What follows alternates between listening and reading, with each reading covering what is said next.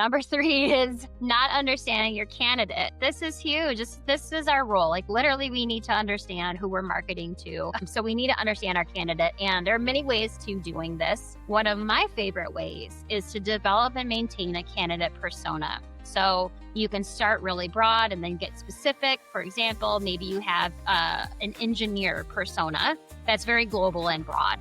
But then through studying data insights, you can narrow your persona down to a specific geographic area or business segment or career level. So if you think about it, even with an engineer, entry-level engineer, their experience, their motivators, their attractors, these detractors is going to be different than like the VP of engineering. So these experiences are different. Or it might be a combination of all of the above. It might be a senior engineering leader in India. That would be quite specific, but perhaps needed if that's a priority, a hiring priority for you. I like to pair the persona with a candidate journey map and a reputation dashboard for the ultimate set of data insights.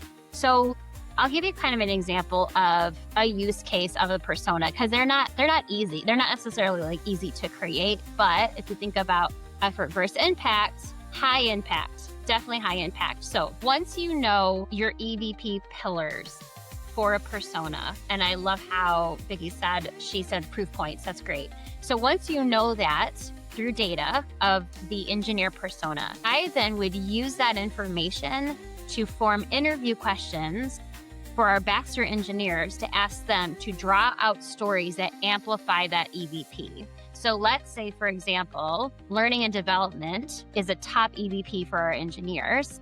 I would then say to the engineers, tell me about a time when you had a learning experience at Baxter and how did that impact your career? Then I'm going to take that story and I'm going to put it all across our channels within our digital ecosystem. There's going to be a page on our career site for engineers. There's going to be social media. There's going to be email marketing, all with that person's story. And it's going to be a proof point and it's going to be a true story that I know is relevant based on data to that persona. Because our EVP is going to resonate differently from one persona to the other. It just would. So a mistake here would be to assume that your EVP is identical and cookie cutter around the world with every job, family group, or persona that you have. It isn't.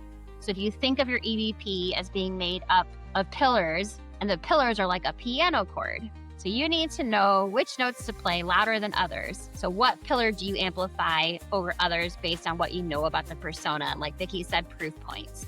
So these are localized. They should be localized, right? Because teams are different all around the world. That's where strategy comes in. So mistake number 2 is failing to focus on strategy. Have a plan. Have a plan and have a roadmap. So if we take our personas, just say, we know that we're going to be hiring a lot of engineers in India. So we are going to focus on that. We are going to do our research and come up with a candidate journey map and do all of that because we're really going to focus on that. And that is our plan for 2026, Q1, Q2. So have a strategy.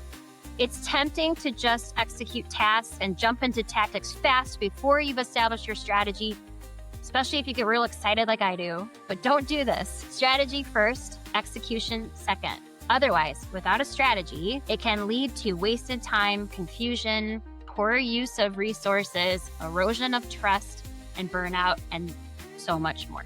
Above all, be a strategist. Demonstrate your impact on the business and build credibility and trust when you lead with a strategy that is founded on data.